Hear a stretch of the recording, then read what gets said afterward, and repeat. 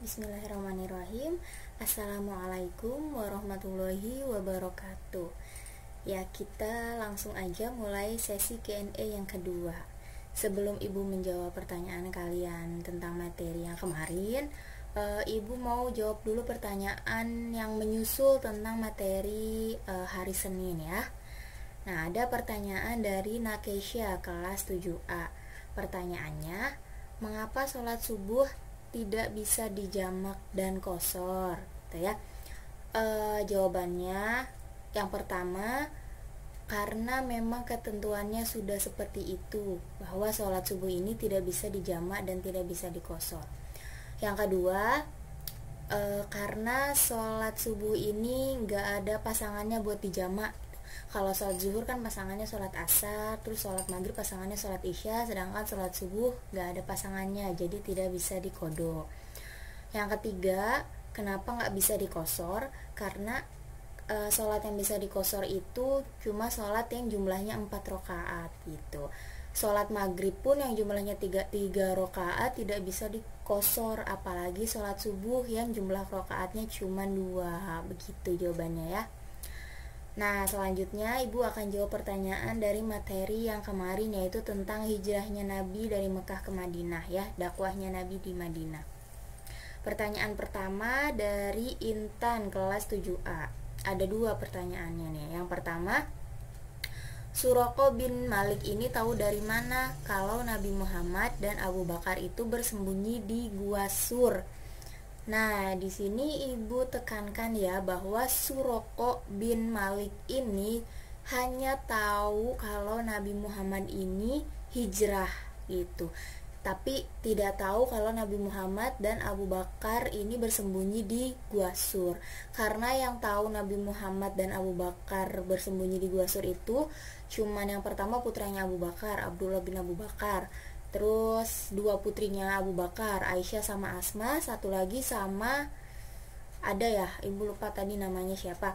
Pokoknya cuman itu aja yang tahu gitu ya, yang lain gak ada yang tahu. Nah, terus mungkin di sini Suraqah bin Malik ini ngelihat nabinya bukan pas berada di Gua Sur, tapi dijelaskan di buku waktu Nabi ini sedang beristirahat di dekat batu besar pas makan gitu ya. Nah, di situ baru si Suraqah ini melihat Nabi, bukan pas berada di Gua Surnya gitu ya. Nah, mungkin pertanyaannya, si Suraqah bin Malik ini tahu dari mana kalau Nabi Muhammad ini hijrah? Mungkin pertanyaannya seperti itu ya. Nah, kalau misalkan tahu dari mananya, mungkin si Suraqah ini tahu dari apa? Kan pengikutnya Nabi duluan nih yang hijrah. Nah, mungkin di situ dia ngeliat gitu, jadi dia tahu gitu ya.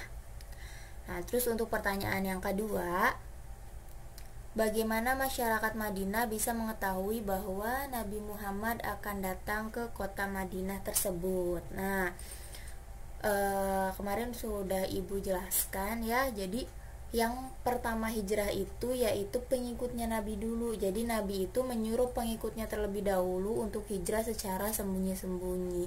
Dan nabinya ini kan belum hijrah gitu belakangan. Nah, pas pengikutnya Nabi hijrah sampai Madinah, mungkin di situ pengikutnya Nabi bilang kalau Nabi akan menyusul hijrah. Jadi di situ masyarakat Madinah tahu bahwa Nabi akan datang gitu ya. Nah, itu pertanyaan dari Intan.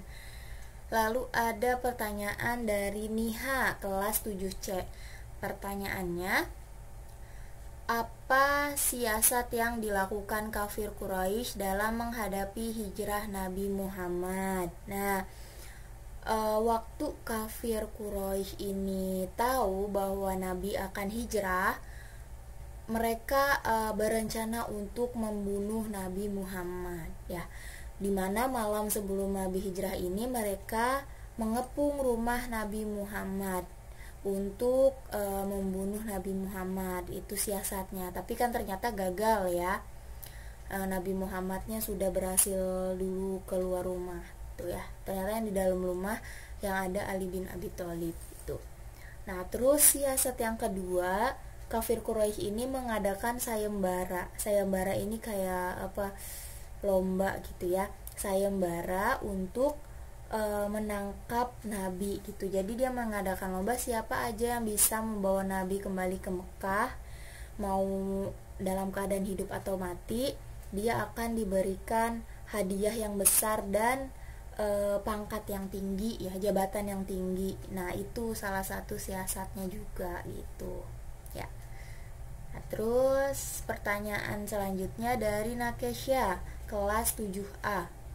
Pertanyaannya, mengapa Madinah dipilih sebagai tempat hijrah, Bu? Nah, kalian ingat kan kemarin ada orang Yasrib yang datang ke Mekah menemui Rasulullah berjumlah 6 orang dan mereka langsung memeluk Islam. Nah, di sini perlu kalian ketahui bahwa Yasrib ini adalah sebutan untuk kota Madinah.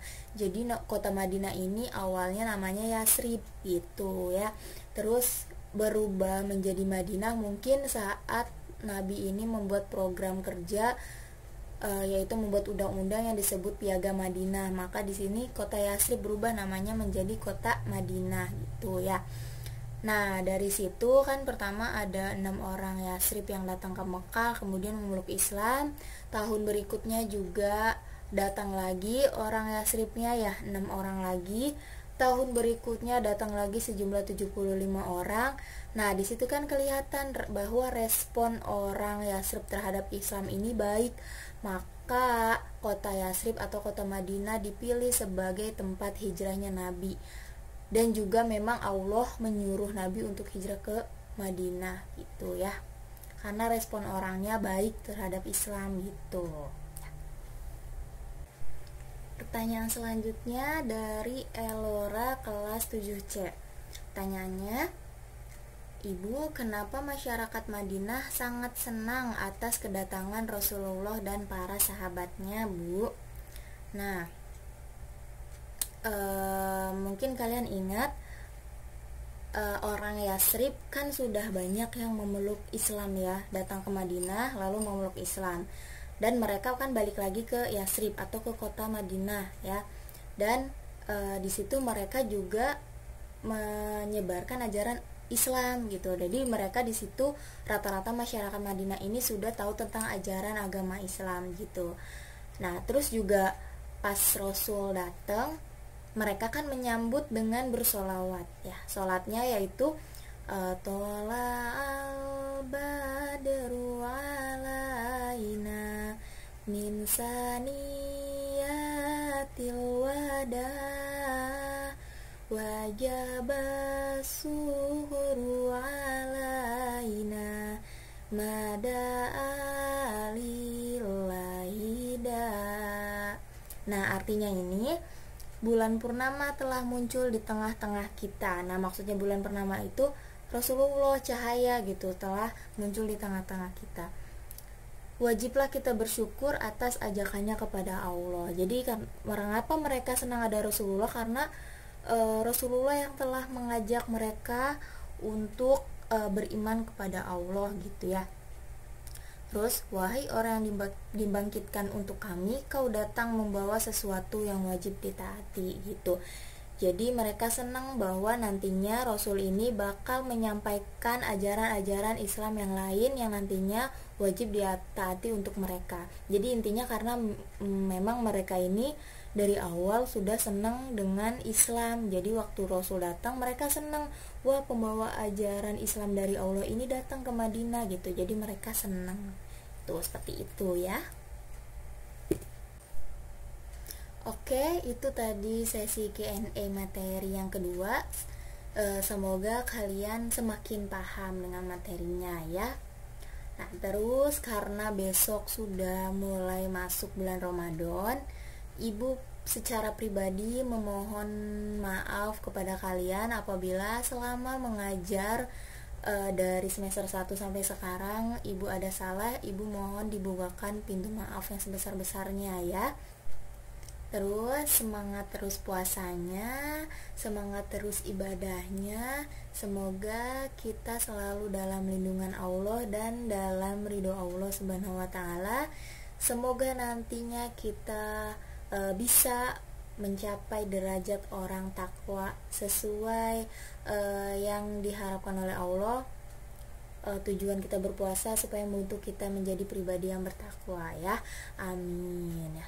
Sudah dulu, sampai jumpa di video materi yang ketiga insyaallah besok hari Jumat jam 8 ya. Wassalamualaikum warahmatullahi wabarakatuh.